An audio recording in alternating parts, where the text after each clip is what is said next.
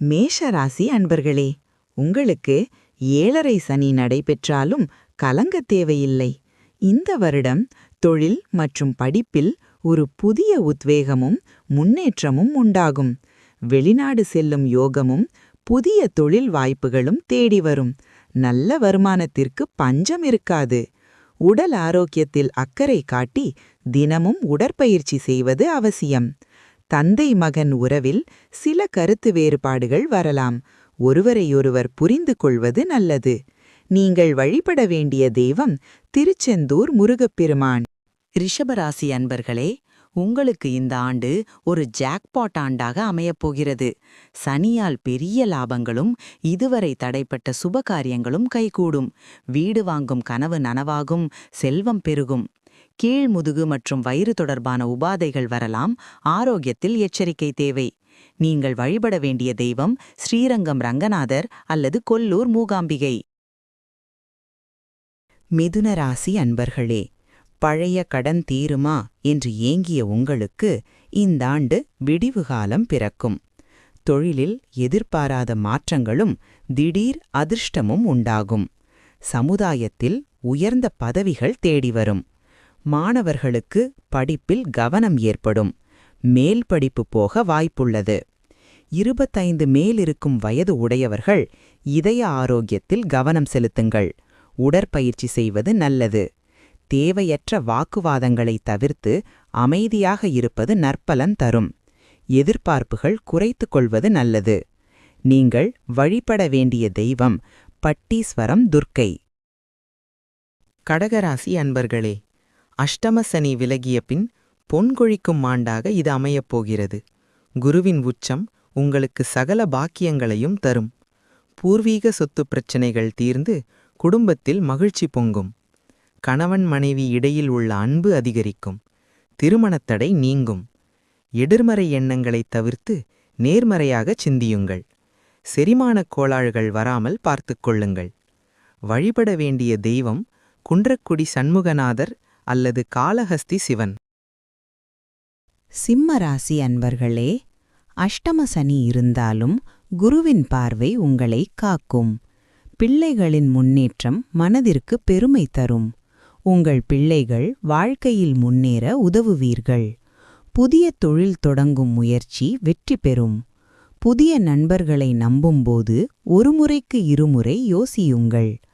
வாகனங்களில் செல்லும்போது வேகம் வேண்டாம். முடிந்த அளவுக்கு பிறருக்கு உதவி செய்யுங்கள். நீங்கள் வழிபட வேண்டிய தெய்வம் பஞ்சவடி ஆஞ்சநேயர்.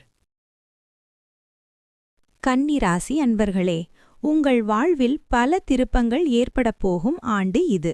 பிரிந்த தம்பதிகள் ஒன்று சேர்வீர்கள். காதல் திருமணம் கைகூடும். தொழிலில் நல்ல லாபம் கிடைக்கும். சுப நிகழ்ச்சிகள் வீட்டில் களை கட்டும். பிள்ளை பேறு கிடைக்கும். சட்டச் சிக்கல்களில் மாட்டாமல் இருக்க சித்திரை மாதத்தில் எச்சரிக்கையாக இருங்கள். தோல் தொடர்பான அலர்ஜிகள் வரலாம். நீங்கள் வழிபட வேண்டிய தெய்வம் மேல் திருப்பதி பெரும். துலாம் ராசி அன்பர்களே, எடுத்த காரியம் யாவிலும் வெற்றி பெறும் அற்புதமான காலமிது. குடும்பத்திலிருந்த கருத்து வேறுபாடுகள் நீங்கி மகிழ்ச்சியும் கொடுத்த வாக்கை காப்பாற்றும் தைரியமும் பிறக்கும்.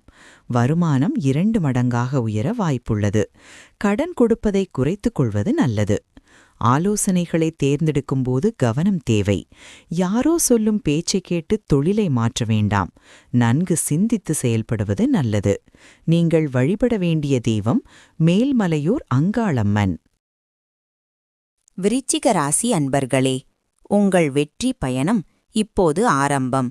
தடைகள் யாவும் தகர்ந்து போகும். குழந்தை பாக்கியம் மற்றும் திருமண யோகம் கைகூடும்.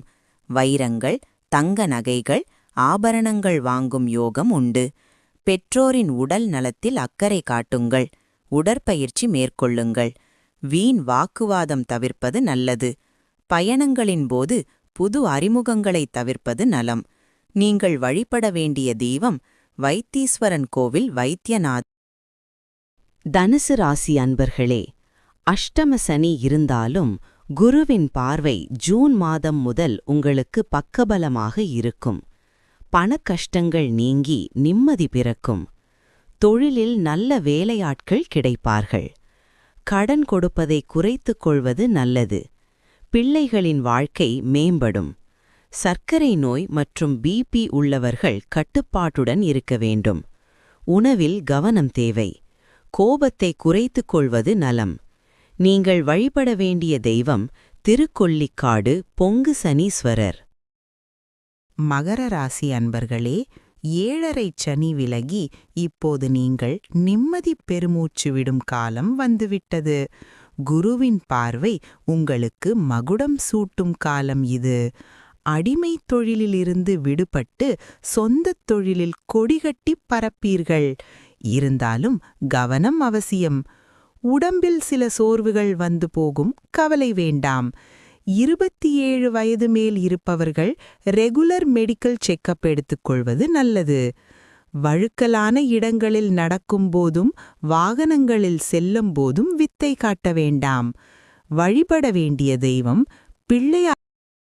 கும்பராசி அன்பர்களே, உங்கள் சொல்லுக்கு செல்வாக்கு கூடும். அரசாங்கத் தொடர்புகளால் பெரிய லாபங்கள் கிடைக்கும். நிலம், வீடு வாங்கும் யோகம் வலுவாக உள்ளது. கொடுத்து வாங்குதலில் கவனம் தேவை.